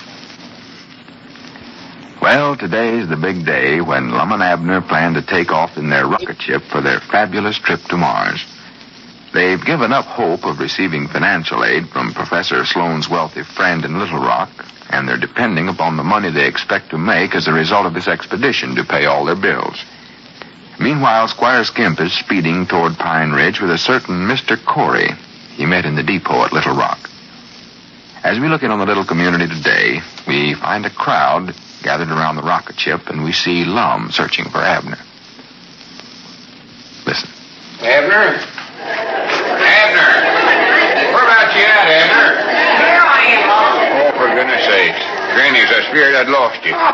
Is everything all loaded in the rocket ship? Yeah, I think so. Me and Cedric got it all packed in the back end there. The box of victuals, too? Oh, yeah, got everything. Wait a minute, I know something I forgot. Something important. I better run back over the store and get them, too. Now, wait a minute. Come back here. What is it you forgot? My overshoes. Overshoes? Yes, sir, that's the last thing Elizabeth said to me. Don't forget your overshoes. I'll be right back. Now, come back here, Abner. You ain't going after no overshoes. Now, Lum, Elizabeth had skinned me alive if I went off without them. She said it might be awful muddy up there, and she's afraid I'd catch cold or something. I don't care if it is muddy. We ain't got time for no such fall as that. But, Lum, it'll just take me about 3 minutes. I don't care if it just takes you 1 minute. You ain't leaving here till we take off. Oh, my. Fact is, I believe you better get in the rocket ship right now. Well, I believe I got time to get him, Lum. Professor Sloane is still getting all them scientific instruments all set for the trip. Well, he's got that done by now. I just checked with him a minute ago. Yeah, well, I believe maybe we ought to wait a little longer anyway and see if that rich friend of the professor from Little Rock shows up. You know, that's going to invest in the corporation. Well, if I thought there was a chance in the world of hearing from him, I would wait, but I know he'll never show up. Well, how do you know he won't? 'Cause he never even answered that telegram that the professor sent him yesterday. Oh. If he was interested in making an invest in this thing, he'd heard from him by now. Now go and get in the rocket ship and wait there till we're ready to go. Well, Lum, I think... Abner, go on and do as I say. Well, all right. I still think I ought to go back and get them overshoes. Well, it's bad luck to go back after something once you leave. Now go get in the ship and stay there, and hurry up. I'm hurrying. Dead blame it. Always has to boss me around like And stop that mumbling. Hey, Cedric. Cedric. Yes, Mom? What is you want, Mr. Lum? Have you saw Mousy anywhere? Oh, yes, Mom. Yeah, he's standing over there near the front of the rocket ship. See him there? Oh, yeah, I better get over there. He's going to take some Kodak pictures of me. Oh, wait a second, Mr. Lum. Tell me again exactly what I'm supposed to do on this dynamite thing. I've done told you 1,000 or 100 times, Cedric. Soon as I get inside the rocket ship, I'll give you a signal, and then you just pull that switch in that box with the wires in it, and that touches off the dynamite. Yes, Mom. But do I pull the switch to the left or to the right? To the left. Now, try to recollect that. Yes, Mom, to the left. Lum! Hey, Lum! Oh, look yonder. There's Mr. Squire. Squire? Well, I do know. Reckon when he got back in town. I don't know. He's got some feller with him there. Hey, Lum, just a second, Lum. I want to talk to you. I thought you was in Washington, Squire. Well, I got all that work cleaned up. Lum, I want you to meet a very dear friend of mine. Mr. Edwards, this is Mr. Corey. How you do, Mr. Corey? I'm pleased to meet you, Mr. Edwards.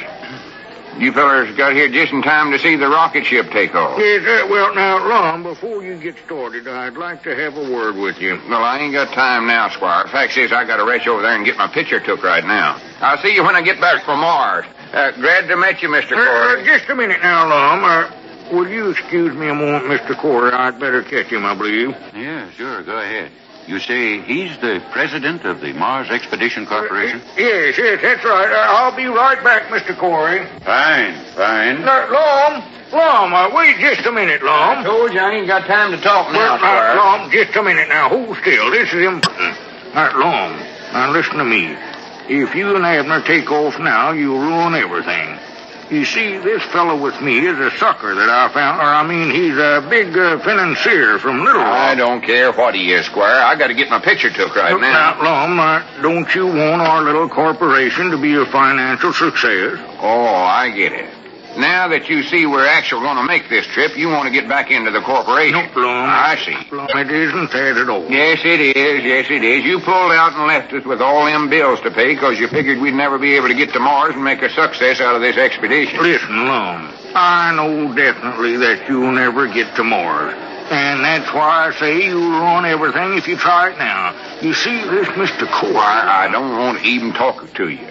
You got yourself out of the corporation, and I granted you're going to stay out of it. Oh, man. Hey, Mousy, get your Kodak ready. I'm all set for them pictures. Man, if that don't beat all, let me think now.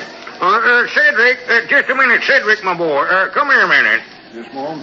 What is you want, Mr. Squire? Cedric, do you happen to know where Lum keeps those shares of stock, the stock in the Mars Expedition Corporation? No, Mom, I don't know where he keeps them at. You don't, huh? No, but I got a whole batch of them here myself in my pocket here. You have? Yes, Mom, I was supposed to sell them, but I couldn't sell them to nobody. That's all I want. In that case, you better just turn all those over to me, Cedric. Well, I don't know if Mr. Lum would want me to do that or not. No, I just checked with Lum, and he instructed me to take over all the unsold shares of stock. Oh, well, that's different then. He said that. Yes. Here you are. Here's all I got. You can have them all. No, we're fine. Yes, that's good. You're a smart boy, Cedric. Yes, Mom. I believe I am, too, I think. Well, I'll see you later then, Cedric. Much obliged. Yes, Mom.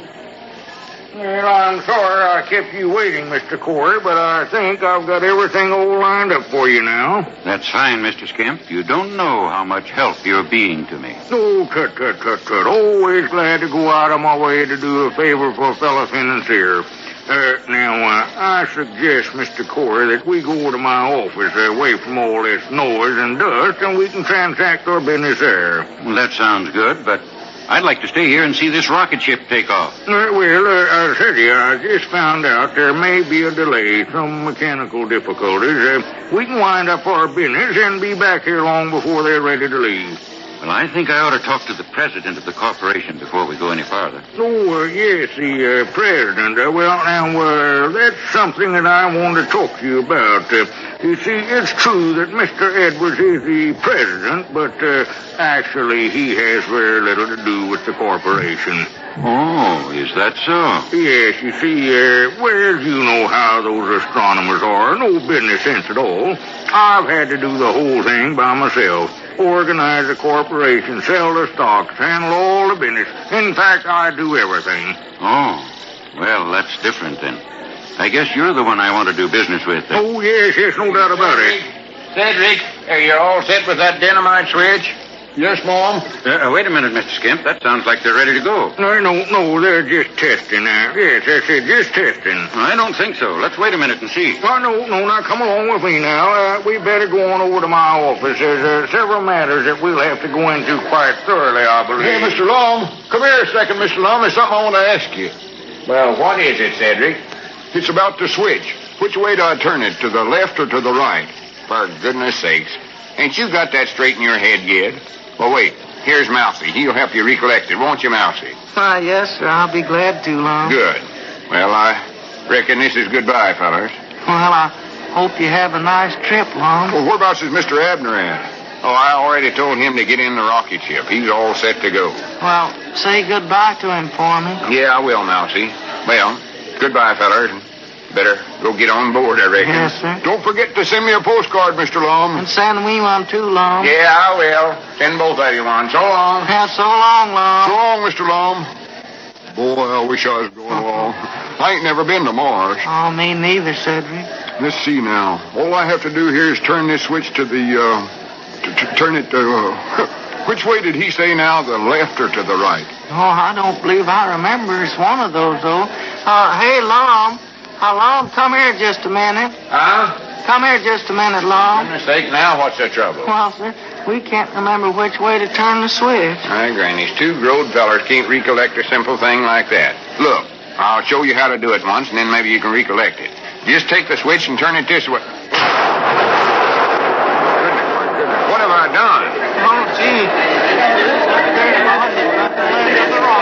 You sure learned the rocket ship, Mr. Long. Well, who cares about the ship? Whereabouts is Abner? I've killed him. That's what I've done. I've killed Abner. Long, you idiot. I told you not to do Get this. away, Squire. Oh, why didn't I listen to Abner?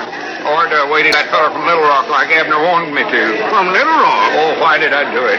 Poor Abner, I've killed him. I know it's what I've done. Just a minute my now, partner, Long. my best friend. Long, just a minute. Control yourself. Who was this man from Little Rock? Oh, I don't know. Some friend of Professor Sloan's. He's going to invest in the corporation, too.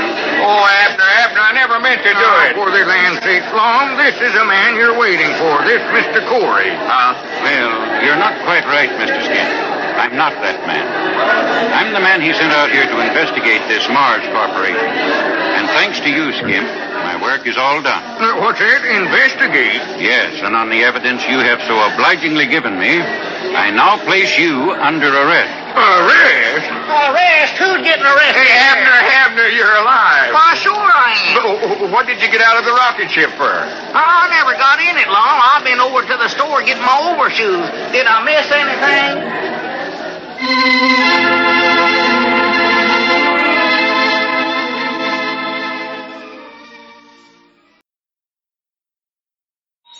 Granny's, Abner. I believe that's our ring. Dog is Lum. I believe you're right. I'll see. Hello, jot 'em down, store. This is Lum and Abner.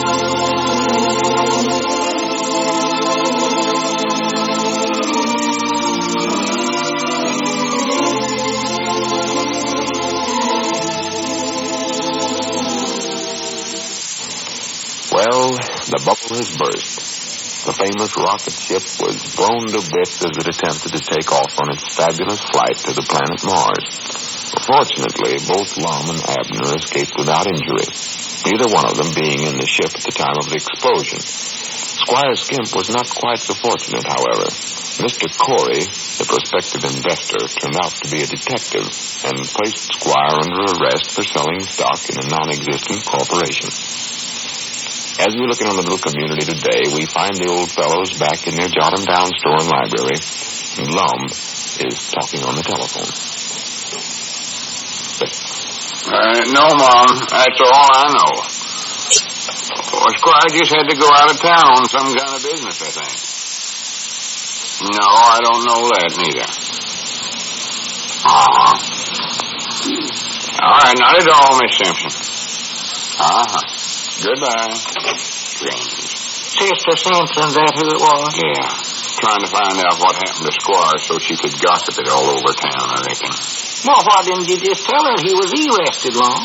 Oh, he's more than likely having enough trouble as it is. Yeah. If Sister Simpson got hold of the story, she'd get it twisted to where Squire committed a murder and everything else. Well, Lum, exactly what did he get arrested for? I never did figure that out. For selling stock in the Mars Corporation.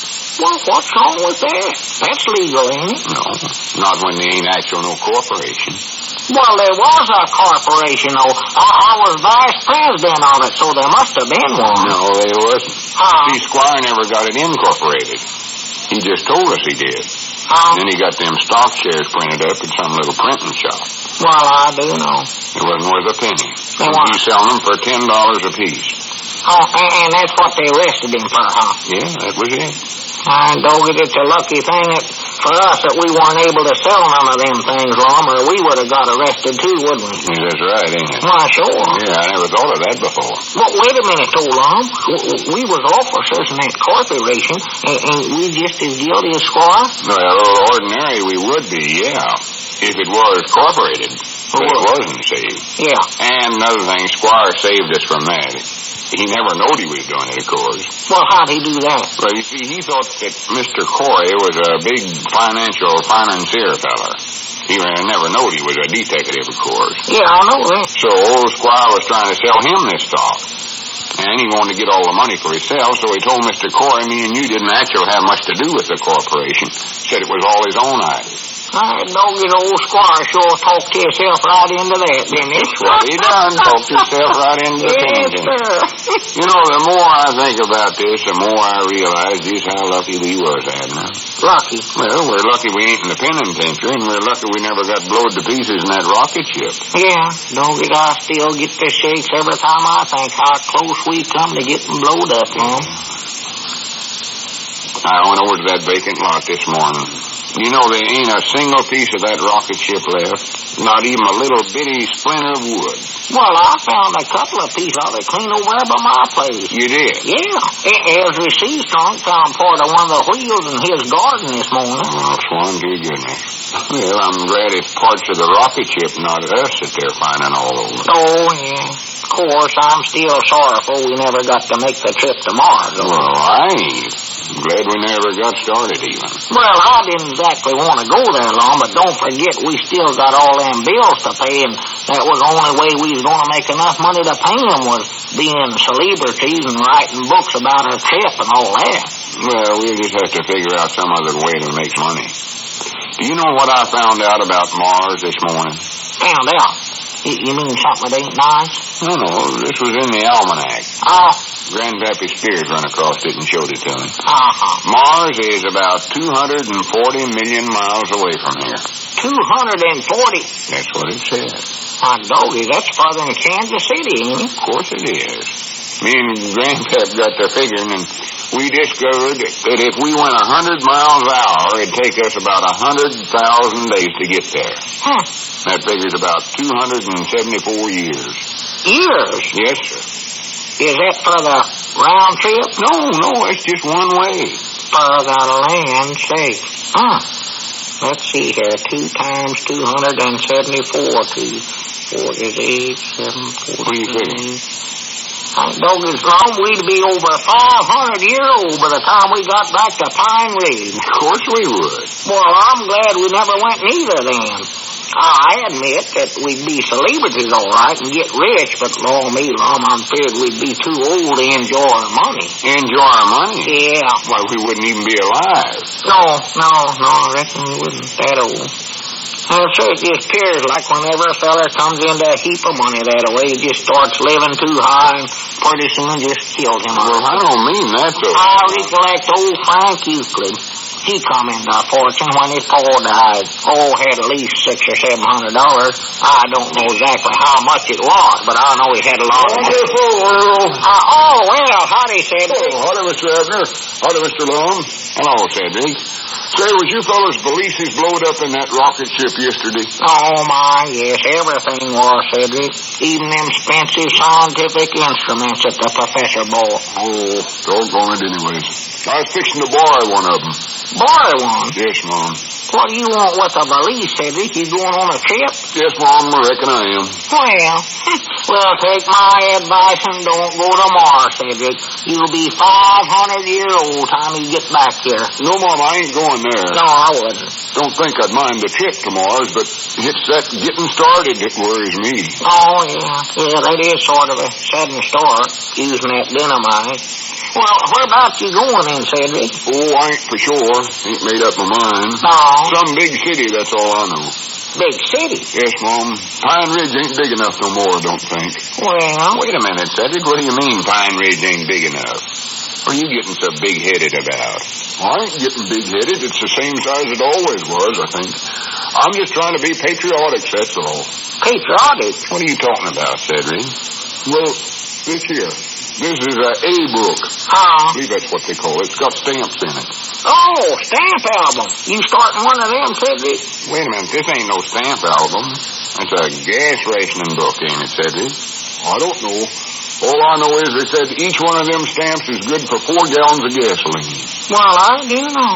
Well, that sounds like a right good bargain, Cedric. Believe I'll buy some myself. They're that cheap. No, you got the wrong idea, man. These stamps don't buy the gas. They just give you the right to buy the gas. You can't get any unless you got a book with these stamps in it. Well, that's a funny way to run a sale on gas. Well, they ain't running no sale on gas. They're doing just the opposite. The government's rationing gas.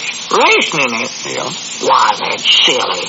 We got plenty of gas. Why, right over in Oklahoma, I bound you they've got barrels and barrels of it. I know that. Well, don't the government know it? Sure, the government knows it. They know it better than me and you. Well, then what's the idea of rationing this gas in? Just give me a chance to explain it to you. Of course, yeah, of course. You're making the same mistake a lot of folks is. The government ain't doing this because there's a shortage of gasoline. They're doing it because there's a shortage of rubber for automobile tires. They want to keep every car running all during the duration. Because that's important. Yes, huh? Of course it is. That's how folks get backwards and forwards to work and all that. Yeah. Anyway, they figured out the natural way to save rubber tires is not to run them so far. Cut down the mileage. Are you following me? And they found out this way to cut down mileage is to ration gasoline. That's simple enough to understand, ain't it? Oh, sure, I see it now, yeah. But now, what if a fella can't get along on that much gas, so... Well, they got other books a fella can get if he's entitled to them. But the best way of solving that is to get together with your neighbors and share your cars. For instance, if two fellers take turns riding to work with one another... Now, wait a minute, though. Now, who are these two fellers now? Well, just any two fellers if they take... Well, what's their names? Well, it don't matter what their names is. It does, too, Lum. If they're going to ride with one another, they ought to know who they're riding with. It ain't safe getting in with just any old stranger you see. Well, these fellers ain't strangers, Abner. They're neighbors. They are? Sure. Well, I doggies, you'd think they'd know one another's names then, wouldn't you? Living right next door to one another that way. Must be awful stuck-up folks. Abner, they know who each other is. Well, who are they then? That's what I want to know. You got my curiosity aroused, Lum. Come on now. I don't know who they are. The point is... Well, what are they being so secret about this for? Are they ashamed of something they did? Oh, for goodness sakes, hush up and let me explain it. Sure. The point of it is that two fellers ride together and take turns using their cars. Both these fellers are traveling as far as they used to, but they're running their tires just half that far. In other words, share your car and go twice as far. That's an old lettered saying I just made up, I think. You took my stamp book now, Mr. Lum? Oh, excuse me, Cedric. I forgot about you. Yeah, here's your book. Doggies, I'd give anything to know who them two fellers is. Well, I expect I better be going now. I'll send you fellers a postcard from the city. The city? Yes, Mom. Oh, wait a minute, Cedric. I forgot what we started out discussing with you. Exactly why are you going to a big city? Well, of course I have to. Pine Ridge just ain't big enough, that's all. Ain't big enough for what, Cedric? For being patriotic, then. I got to get to a big place, that's all there are to it. Well, why do you, Cedric? Well, the government gave me this gas stamp book and told me to use it, didn't they? Well, yeah, you said they did. Well, I got to do what they tell me to do, don't I? Sure. Well, I know good and well I'll never be able to use up no 4 gallons of gas a week in a little place like Pine Ridge going backwards and forwards to work.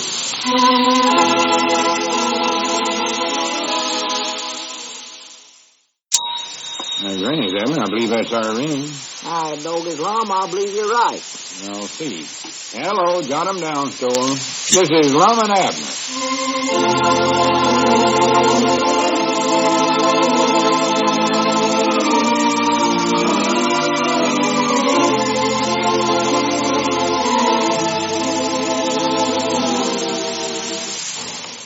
Now, let's see what's going on down in Pine Ridge.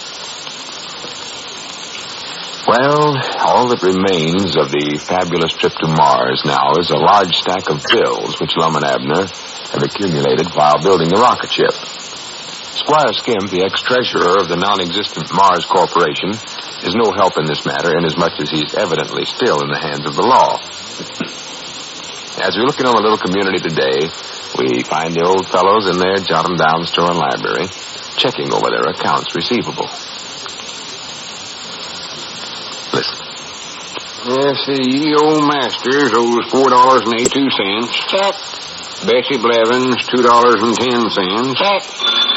E.C. Strong, $5 even. Check. K.W. Hunt, $1.06. Check. Say, Lum, want that R-ring? Yeah, but I ain't gonna answer it. It's just them creditors calling up again. Them who? Them outfits we owe all the money to.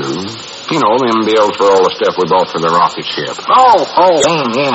Here, one outfit called up here a couple of times before you come in this morning. I told them that you taking care of the bills around here. Well, don't tell them that. Well, I didn't know what else to say. I knowed we couldn't pay them. Well, of course we can't. I ain't got no money. No. That's why I ain't gonna answer the phone. Come on, let's finish checking the books here and see how much money we got coming from our customers. Go ahead, I'm ready. Where'd I leave off? K.W. Hunt was the last, $1.06. Oh, yeah. M. Mooch, $2.50. Check. L. Spears, he's all paid up. Check.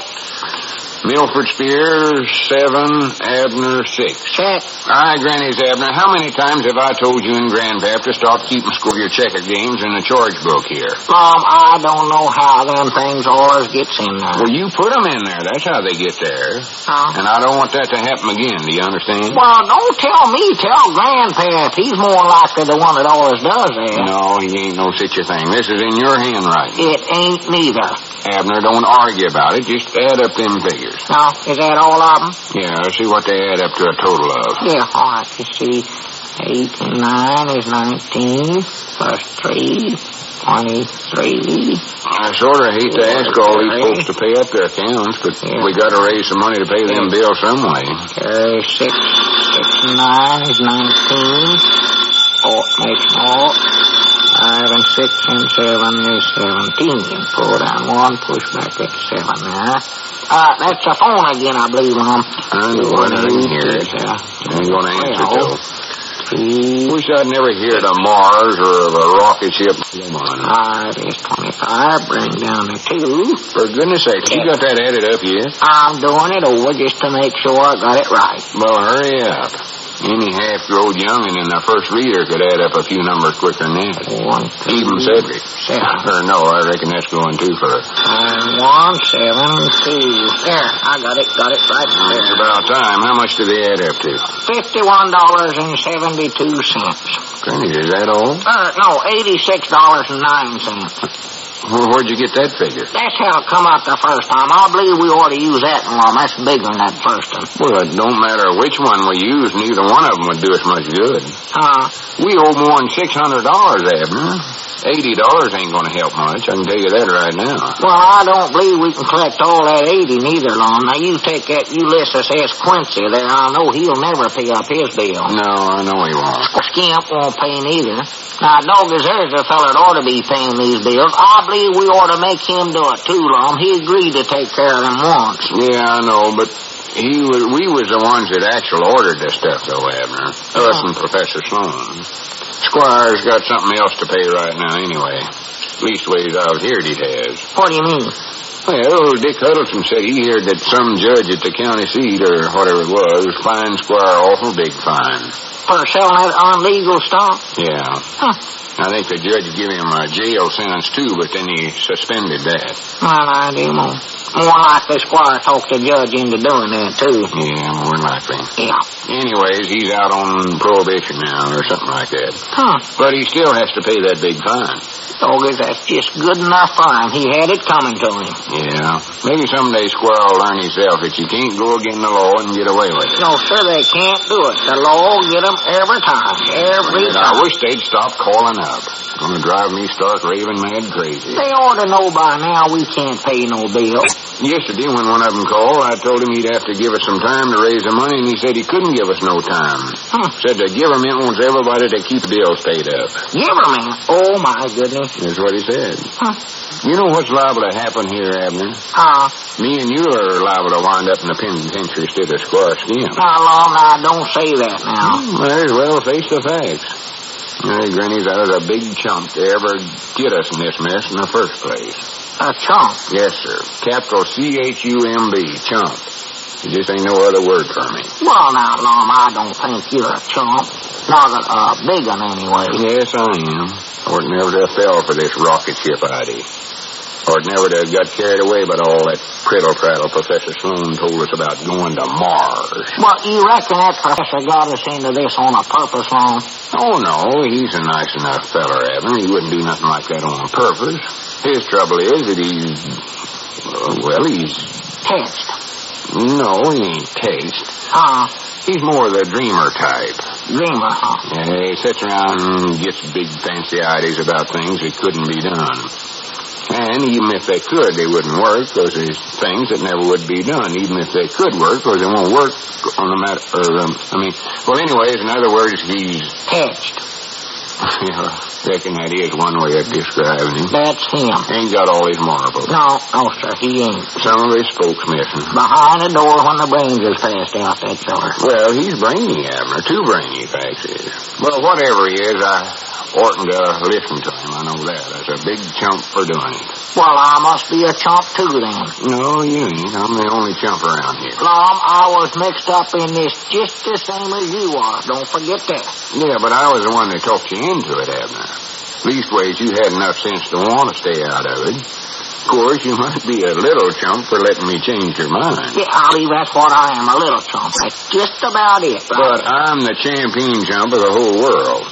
I win that honor hands down. Well, you reckon I might be a middle-sized chump? No, you're just a little one. Dad blame me. You know, I was thinking last night, the thing I ought to do is just leave town. Leave town? Why, sure. I'm the laughing stocks of Pine Ridge, I know that. Oh. If we didn't have to stay here and raise the money to pay them bills, I'd leave for Mexico right now. Mexico? Yes, sir. I'd become a sombrero. Sombrero? Yeah, that's a Mexican business executive of some kind, I think. Oh. They're the fellows that makes breros. Well, what is breros? Oh, something they make in Mexico. Huh. I think it's some kind of a bread. Or maybe shoes, I ain't for sure. Well, if you're going to start making them, you better find out what they are. You can't make shoes out of bread dough. Have you ever seen that bread dough that Sister Simpson mixes up? Well, that's a little too heavy for shoes, I believe. Abner, maybe you better answer the phone and tell Lum, I don't want to talk to them creditor sellers. Well, I will then. Go ahead. Can't stand to hear that phone ring no more. Or to have it took out. Yeah, that's what we ought to do. It's more likely a mistake, but hello? Got 'em down, store. L. Eddard's talking. Huh? Oh, no, we've been here mainly, but we've been busy. A long-distance call for us. All right, put 'em on. Long distance. Huh. Well, that must be that outfit Professor Sloan ordered them scientific instruments from. They've been calling up. Yeah, must be. Hello? Yeah, this is Mr. Eddard. That's right. We was the ones that was going to Mars. Tell them we can't pay it. You want our permission to do what? Oh, but we never made the trip. The rocket ship exploded. Yeah, blowed up. It don't, huh? Just a minute. Who are you? Well, I do know. Hold the phone a second. I'll discuss this with my partner. Yeah, what is it, Mom? What is it? I don't quite understand this, Abner, but this is the editor of the National Subscribers Weekly, and he wants to print an article about me and you trying to go to Mars. Why, that's a good magazine. We take that over there in the library's room. Ask him if he'll pay us for it. We ought to get $5 or $10 out of it. Yeah, that's a good idea. Hello, say, me and my partner was just discussing money and... Cash. Huh? $750. Granny's, it's a deal.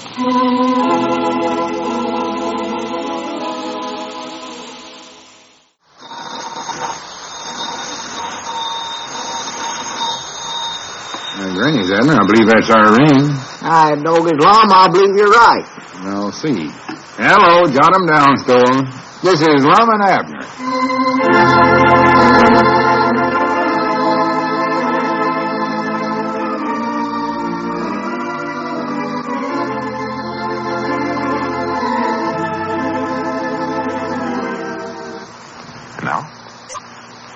Let's see what's going on down in Pine Ridge. Well, the silver lining in the rocket ship Cloud turned up yesterday in the form of an offer of $750 for Lum and Abner's story of their Mars expedition fiasco. So now the bills from building the ship can be paid, and the old fellows have suddenly become magazine writers. As we're looking on the little community today, we find author Lum in the Jot 'em Down store and library, getting ready to dictate to author Abner. Listen. All right, are you all set to start writing this down now? Well, yeah, but I don't see why you don't do the writing on this article, Lum. You're the one that claims he's got so much talents for this sort of stuff. Well, I am, but this magazine article's about you, too, so you ought to do some of the work, oughtn't you? Well, yeah, but... And I'm doing two things while you just got one to do. Two? Well, I'm doing the studying and the dictating, and all you got to do is just write it down. Oh, yeah. Well, all right, go ahead, start dictating then. Let's see here. I jotted down some notes last night. Oh. Studied up some ideas for other articles, too. Other articles? Yeah. Did that editor ask you to write some others? No, but when they see how good I do on this one, I know they are more likely to try to get me to write the whole magazine for them. Oh. That's one of the reasons I want to make this an awful good if I can. That editor said they had fellers there that would rewrite my article, but I'll do it so good they can't rewrite it. Are you ready to start now? I've been ready for 10 or 15 minutes. All right. Here we go then. Let's see. When Lum was just a small kid of a boy, he... Not too fast now. I got to write this. All right. Small kid of a boy, he showed a spark of genius. Period. Even whilst walking barefooted through 4 foot of snow. Doggies, wait a minute, Lum. What's the matter? Still going too fast? No, sir, but I ain't gonna write down that prattle about you going barefoot in the snow. Well, what's wrong with that? Well, this article is supposed to be about us trying to get to Mars, not about what you done as a young'un. Well, that's all part of my background. Them are the kinds of things that folks wants to find out about when they're reading something about a celebrity. This ain't about no celebrity. This is for that series that the magazine's running called the 10 Biggest Chumps of 1942. No, but I'm going to show them where they're wrong about that. Wrong? I'm going to prove in this article that I ain't no chump. Yeah, huh? Yeah. I wouldn't even be writing this if we didn't need the money so bad to pay off them bills. Well, how you gonna prove you ain't no chump, Lum? You fell for that rocket ship idea, didn't you? Yeah, but I'm going to show how I'm making it pay off after all. Even if it was a silly, no-good idea. See, it cost us about $670 to build a rocket ship. Now I'm making $750 writing about it. There's a profit of $80 right there. Yeah. Besides that, I'm getting my name and picture in a national magazine. Yeah, but, Lum, the only reason you're getting all that is because you're one of the biggest chumps of 1942. Huh? I said the only reason you're... I heard you. Oh. I bound you there's an answer to that, but I can't think of it right now. From now on, I just want you to write down what I say and not ask no more questions. Well, I ain't gonna put that barefoot stuff down, I can tell you that. All right. Start over again. And I think you ought to stick to talking about the trip to Mars. That's what this is supposed to tell about. All right. See how this sounds for a beginning. Never mind writing this down. You see, the famous Pine Ridge to Mars rocket ship, which everybody in the country was talking about, was planned, designed, and built after many long hours by a man that got his start in life trudging to school through 5 feet of snow. Doggies, Lum, I said I ain't gonna write that down. But, Abner, that's interesting. Folks wants to know about them things. Well, what do they want to know about that for? Because that shows what a courageous boy I was. Courageous? Yeah, willing to walk miles through the snow just to get an education. It shows I was a genuine American young'un, possessing a hardy pioneer spirit. Sassafras. It ain't no sassafrasses neither. Come on, let's get this thing wrote now. All right, but you got to start it some other way. Well, what was wrong with the way we just started? I was telling them about the rocket ship, wasn't it? All how it was built and everything. Well, yeah, but in the first place, you never actually built it, Lum. Me and Cedric done that. That's right, ain't it? We done all the work on it. Well, all right, we'll start it out this way then. The big Pine Ridge to Mars rocket ship, which exploded before it ever got off the ground, was built by Abner Peabody and a local boy named Cedric Wehan. That's more like it. I'm putting that down. Yeah, the big Pine Ridge to Mars rocket ship. You got that? Exploded, let's see, and a local boy named Cedric Wehan. Go ahead.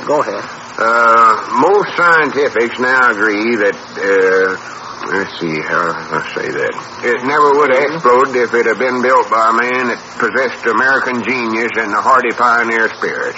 A man that early in life showed great courage by walking without shoes through heavy drifts of snow. Blame it now, Lum. You can't put that in there. All right. Change it then if you insist. Well, I do. I insist. That's what I do. Change it to A man that early in life showed great courage by sitting at his school desk day after day with frozen feet. Mom. I never said nothing about walking in the snow. No, but it means might nigh the same thing. I don't see what you're so proud of that for, no ways. I went barefoot when I was a boy, but you don't hear me going around bragging on myself on account of it. Not in the wintertime when there was deep snow, you never went barefooted. Well, no, I had enough sense to put my shoes on in the winter. Doggy's Lum, if you want to put that part in about the snow, I believe right there, that'll prove you are a chump, sure enough. Now, listen, Abner, you just leave the proving up to me. I know what I'm doing. Come on, let's get going on this article. Well, all right. I still insist, though, you got to start it out some other way. All right, how would you suggest doing it? Well, Doggy's Lum, I don't know. I ain't no hand at this sort of thing. You know that. Come on, just give me one suggestion. You seem to know so much about how these things ought to start out. Well, let's see. I know I won't use no walking barefoot in the snow. Well, gee, this'll be good. I believe I'd say, last week, Abner Peabody and Lum Edders was, fixing to go to Morris to visit Relates. No, better leave that Relates out, I reckon. You can leave the whole thing out as far as I'm concerned. How? That sounds like something you'd write for a newspaper. We gotta write this for a magazine. Well, what's the difference? Well, there's a whole lot of difference. What are they? Oh, I don't know. There's different differences. How? Well, you gotta make it more interesting and longer. How? You're supposed to tell all about the background. Background? The early background of the celebrities you're writing about. You mean, how many foot of snow we walked in, huh? Well, if the celebrity actually done that, well, it ought to be in there. Well, it ain't gonna be in this one, I can tell you that right All now. right, all no right. snow. I'll leave it out then. All right, leave it out. Won't be much good without it, though, I'll tell you that. That editor will more than likely send it back and make us rewrite it. Yeah, that'll help it, I imagine. Done the best I could, anyway. Well, let's see. How does this sound? One day in Pine Ridge, several famous scientifics and astronomers held a meeting. Oh, yeah, that's good, that's good. They was Professor L. Edders, Professor M. Sloan, and also Professor Edders' assistant, A. Peabody. Well, wait a minute now, wait just a minute. I don't want to be clear at the end that way. It sounds like I ain't important. All right, cross that out and change it to this then. Yeah. One day in Pine Ridge, several fellers held an importance meeting. There was A. Peabody, That's our time. assistant to that famous scientific Professor L. Edders, and Professor Sloan, a friend of Professor Edders. Professor Edders was also present. That's more like it. I'll put that down. These gentlemen started making plans for a trip to Mars to advance scientific. Not too fast, not too fast. Well, I'm just trying to give you an idea. Oh. On account of this being such a long, hard trip, they decided they ought to pick strong, hardy fellers for this journey. All right, doggies, now you're getting somewhere, Lum. That's good, that's good.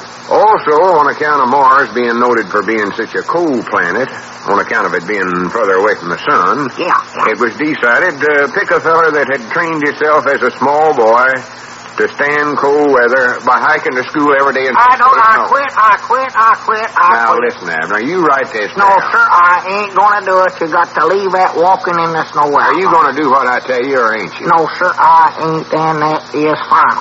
I'll do this myself, then. Huh? I'm going to take the rest of the day off and go over to the place and write this article the way it ought to be wrote.